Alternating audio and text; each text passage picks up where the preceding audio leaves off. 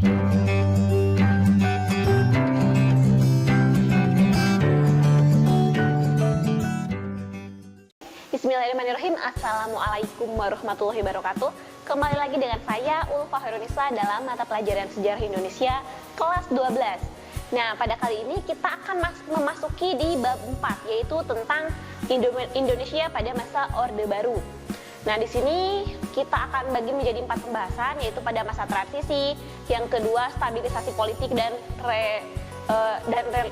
rehabilitasi ekonomi, lalu yang ketiga ada integrasi Timur Timur, dan yang keempat itu ada tentang dampak pemerintahan dari Orde Baru. Nah, pertama itu ada masa transisi. Nah, pada masa transisi ini otomatis kan masih masa perpindahan gitu. Nah, di sini ada berbagai kejadian yang terjadi. Yang pertama itu ada aksi-aksi Tritura, yang kedua itu ada surat perintah 11 Maret, dan yang ketiga itu ada dualisme kepemimpinan nasional. Nah, yang pertama ada tentang aksi Tritura. Nah, latar belakang dari adanya aksi Tritura ini yaitu karena adanya peristiwa G30S PKI katanya. Lalu adanya krisis ekonomi dan adanya krisis politik juga. Nah, selanjutnya untuk aktor dari aksi Tritura ini adalah kami, KAPI, KPPI, KASI, yang mana semua aspek ini tergabung di dalam Front Pancasila. Nah, lalu untuk isi dari Tritura sendiri, yaitu yang pertama pembubaran PKI beserta ormas-ormasnya, pembersihan kabinet dan unsur-unsur PKI, lalu yang ketiga itu ada penurunan harga-harga kebutuhan pokok atau perbaikan ekonomi. Nah, selanjutnya ada kronologi dari aksi Tritura. Nah, yang pertama itu ada demonstrasi yang dilakukan oleh mahasiswa yang terjadi pada tanggal 8 Januari tahun 1966 di Gedung Sekretariat Negara. Lalu pada tanggal 12 Januari tahun 1966, kelompok pemuda dan mahasiswa yang tergabung dalam Front Pancasila ini melakukan demonstrasi di depan gedung DPR GR. Lalu selanjutnya di tanggal 24 Januari tahun 1966, seorang mahasiswa Fakultas Kedokteran Universitas Indonesia yang bernama Arif Rahman Hakim ini tertembak saat sedang melakukan demonstrasi di depan Istana Negara. Lalu di tanggal 25 Januari tahun 1966, Presiden Soekarno ini membubarkan kami. Selanjutnya ada surat perintah 11 Maret. Nah, adapun latar belakang dari adanya surat perintah 11 Maret ini yaitu yang pertama adanya aksi demonstrasi menentang pemerintah demokrasi terpimpin. Nah, yang kedua itu adanya keamanan Presiden Soekarno yang terancam. Lalu yang ketiga itu adanya presiden ini perlu memulihkan kewibawaannya gitu selama di dalam pemerintahannya. Nah, isi dari surat perintah 11 Maret ini yang pertama itu mengambil segala tindakan yang dianggap perlu untuk terjaminnya keamanan dan ketentraman serta kestabilan jalannya revolusi. Lalu selanjutnya yang kedua yaitu menjamin keselamatan pribadi dan kewibawaan pimpinan atau presiden atau panglima tertinggi dan pemimpin besar revolusi pada saat itu. Lalu yang ketiga itu melaksanakan dengan pasti ajaran pemimpin besar revolusi. Nah, adapun dampak dari surat perintah 11 Maret ini, yang pertama itu kondisi keamanan negara ini berhasil dikendalikan. Lalu yang kedua, wibawa tentara semakin meningkat dan Soeharto sebagai pemegang mandat dari Super Semar ini memiliki kekuatan politik. Nah, selanjutnya ada dualisme kepemimpinan nasional gitu. Nah, berdasarkan ketetapan MPR nomor 14 tahun 1960 MPRS tahun 1966 dinyatakan apabila presiden berhalangan kedudukannya digantikan oleh pemegang mandat Super Semar. Lalu berdasarkan berdasarkan ketetapan MPR nomor 13 tahun MPRS nomor 13 tahun 1966, MPR memberikan tugas kepada pengemban mandat Super Semar untuk membentuk kabinet Ampera atau amanat penderitaan rakyat. Selanjutnya, dampak dari dualisme kepemimpinan nasional. Kan tadi ada dampak dari kepemimpinan, ada dualisme kepemimpinan nasional. Nah, selanjutnya ada dampak dari dualisme kepemimpinan nasional tersebut. Nah, yang pertama itu Soeharto ini turut menentukan nama-nama menteri yang mengisi pos jabatan di Kabinet Ampera. Lalu yang kedua itu Presiden Soekarno ini berkedudukan sebagai pemimpin kabinet, sedangkan Letjen Soeharto ini bertindak sebagai pelaksana pemerintahan. Lalu yang ketiga, popularitas Presiden Soekarno ini semakin merosot.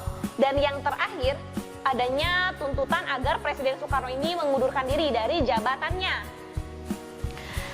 Selanjutnya, ada pun tentang kronologi pengunduran diri dari Presiden Soekarno. Nah, pada tahun 1966, Presiden Soekarno ini menyampaikan pidato pertanggungjawabannya sebagai presiden yang kemudian dikenal dengan nama pidato Nawaksara. Lalu pada 20 Juni hingga 5 Juli 1966 melalui ketetapan MPRS nomor 5 tahun 1966, MPRS ini meminta Presiden Soekarno melengkapi isi pidato Nawaksaranya. Nah, selanjutnya Presiden Soekarno ini pun menyampaikan kembali pidato pertanggungjawabannya pada 10 Januari 1967 di hadapan anggota MPRS dan DPR GR. Nah, pidato tersebut dituangkan dalam surat Presiden RI nomor 1 tahun 1967 dan diberi nama dengan pelengkap Nawaksara. Nah, selanjutnya di tanggal 9 Februari tahun 1967, DPR GR ini mengajukan resolusi dan memorandum kepada MPRS agar mengadakan sidang istimewa untuk mengatasi situasi politik yang sedang memanas. Nah, para pemimpin ABRI tersebut menunjuk Presiden Soekarno untuk menyerahkan kekuasaan pada pengemban ketetapan nomor 9 MPRS tahun 1966, yaitu Letjen Soeharto sendiri ya. Nah, sebelum sidang umum MPRS dilaksanakan. Lalu pada tanggal 22 Februari 1967, Presiden Soekarno ini secara resmi mengundurkan diri dari jabatannya sebagai presiden. Lalu di tanggal 12 Maret 1967, Soeharto ini diangkat sebagai Presiden Indonesia oleh MPR sementara atau MPRS. Nah, selanjutnya Soeharto ini resmi dilantik sebagai Presiden Republik Indonesia pada 27 Maret 1967 dan pelantikan Presiden Soeharto ini menandai dimulainya era Orde Baru. Selanjutnya ada stabilisasi politik dan keamanan masa Orde Baru. Nah, di sini ada penerapan politik bebas aktif, lalu mengakhirinya konfrontasi Indonesia-Malaysia, lalu kembali menjadi anggota PBB dan membentuk ASEAN, lalu ada fusi partai juga. Nah, yang pertama tentang stabilisasi penyeragaman Orde Baru. Nah, pelarangan ideologi komunisme dan ideologi-ideologi yang dianggap radikal, lalu adanya penetapan Pancasila sebagai ideologi negara, lalu menggagas mengenai pedoman penghayatan dan pengamalan Pancasila melalui Eka Prasetya Pancakarsa. Lalu selanjutnya ada kebijakan yang melakukan penataran pedoman penghayatan dan pengamalan Pancasila atau P4 gitu. Nah, selanjutnya ada kebijakan yang mengharuskan semua partai politik untuk menganut ideologi Pancasila. Nah, selanjutnya ada penerapan Dui Fungsi ABRI di era Orde Baru ini. Nah, konsep Dui Fungsi ABRI ini dikenalkan oleh Nasution. Lalu untuk tugas Dui Fungsi ABRI tersebut tidak hanya berkaitan di bidang keamanan dan pertahanan negara saja, tetapi berkaitan dengan bidang sosial dan politik. Nah, anggota ABRI ini menduduki kursi parlemen dan pejabat pemerintah, sehingga mereka itu memiliki dua fungsi atau dua fungsi. Nah, selanjutnya ada tentang rehabilitasi ekonomi. Nah, dalam rehabilitasi ekonomi dikeluarkan beberapa kebijakan, yaitu yang pertama menanggulangi masalah utang, lalu menjalin kerjasama dengan IMF, lalu mengeluarkan undang-undang penanaman modal dengan menetapkan undang-undang penanaman modal asing atau PMA dan penanaman modal dalam negeri atau PMDN. Nah, selanjutnya ada kebijakan pembangunan pada era Orde Baru. Nah, di bidang pendidikan, nah pembangunan sekolah dasar ini dibangun adanya SD Impres di seluruh pelosok di Indonesia. Lalu yang kedua, meningkatkan jumlah guru untuk memenuhi kebutuhan pengajaran. Lalu selanjutnya itu ada merencanakan program wajib belajar 6 tahun yang kemudian nantinya itu berubah menjadi wajib belajar 9 tahun. Gitu. Lalu memberikan program bantuan beasiswa di antaranya melalui program Gerakan Nasional Orang Tua Asuh atau GNOTA. Dan selanjutnya ada pembebasan buta aksara dengan membentuk program kelompok belajar. Nah, di bidang kesehatan ini yang pertama itu mendirikan pusat pelayanan kesehatan dalam bentuk pusat kesehatan masyarakat atau puskesmas, yang kita kenal sekarang itu adalah puskesmas. Lalu yang kedua, mengembangkan program pos pelayanan terpadu atau posyandu. Lalu yang ketiga, mencanangkan program keluarga berencana untuk menanggulangi peningkatan jumlah penduduk. Nah, di bidang ekonomi, pertama itu meningkatkan peran BUMN. Nah, diantaranya yaitu pemerintah itu mengadakan perubahan mendasar dalam pengelolaan BUMN. Lalu pemerintah juga menghapus kewenangan instansi teknis sebagai pengawas dan memberikan kewenangan kepada Departemen Keuangan sebagai satu-satunya pengawas BUMN.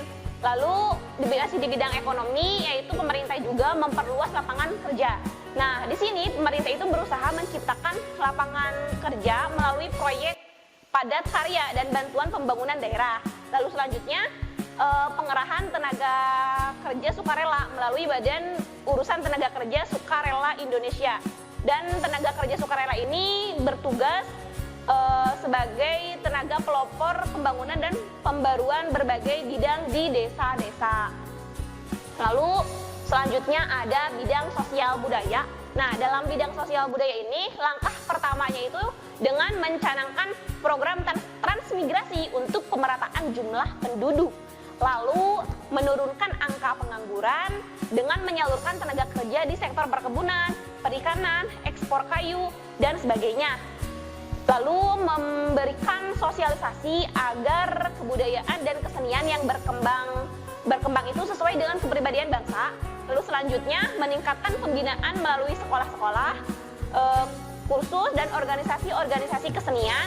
Lalu inventarisasi, dokumentasi, penelitian, warisan budaya nasional, pembinaan dan pemeliharaan peninggalan-peninggalan purbakala.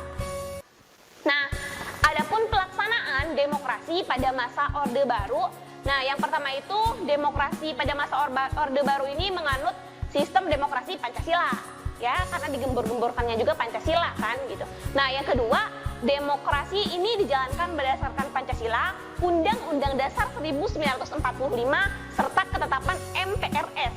Nah, selanjutnya Dewan Perwakilan Rakyat gotong royong atau DPR-GR ini diberi beberapa hak kontrol selain tetap mempunyai fungsi untuk membantu pemerintah.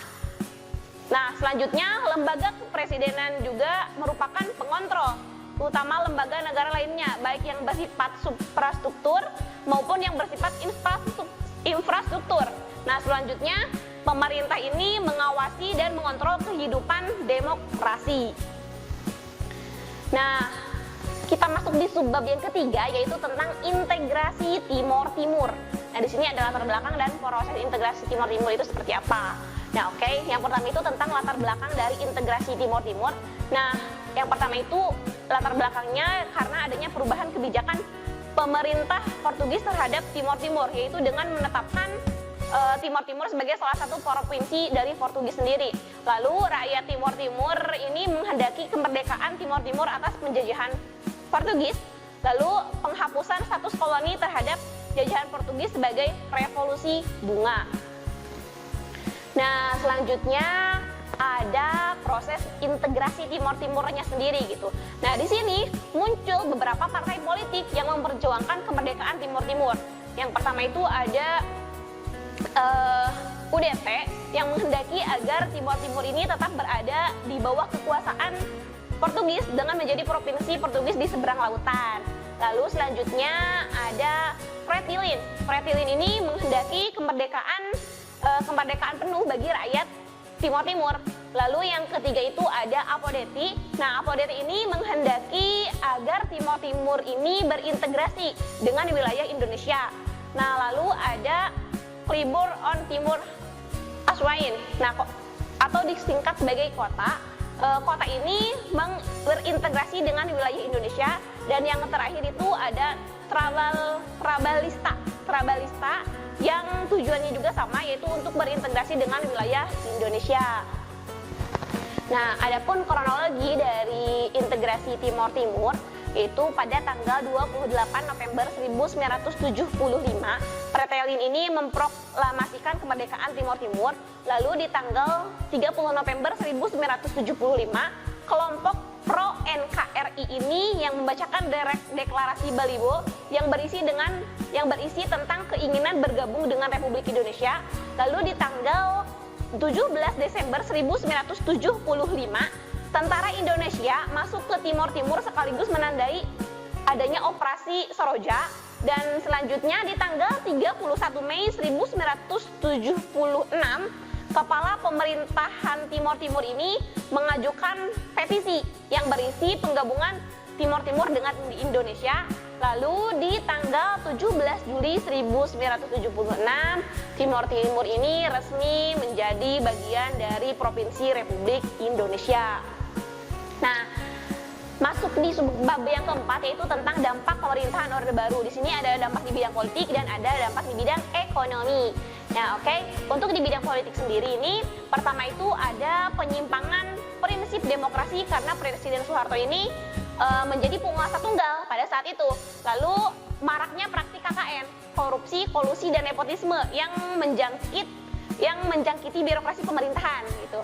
Nah, selanjutnya ada kebebasan pers yang sangat dibatasi ya. Seperti yang kita ketahui bahwa pada saat itu pemerintahannya sangat otoriter sehingga sangat dibatasi gitu untuk pers sendiri. Lalu pemerintahannya juga tidak dijalankan secara transparan ya, karena otoriter dan banyak tertutupnya gitu di sini tuh. Nah, selanjutnya di bidang ekonomi. Di bidang ekonomi ini pemerintah ini berhasil menjaga stabilitas ekonomi. Lalu yang kedua, pertumbuhan ekonomi ini pada masa Orde Baru ini mengalami peningkatan, dan pada masa Orde Baru juga Indonesia ini berhasil mengadakan kebijakan swasembada pangan gitu. Dan selanjutnya pada bidang ekonomi juga pengembangan di sektor industri dan migas ini mengalami peningkatan pada masa Orde Baru tersebut. Nah, sekian dari saya. Wabillahi taufiq wal hidayah. Wassalamualaikum warahmatullahi wabarakatuh. Kunjungi sosial media lainnya seperti website kami di pkbmalfata.com, Facebook PKB Malfata Mananjaya, Instagram PKB Malfata Official. Dan terima kasih telah klik video ini. Jangan lupa like, comment, share, and subscribe untuk menunjukkan dukungan kamu terhadap channel ini. Enjoy the video, PKB Malfata.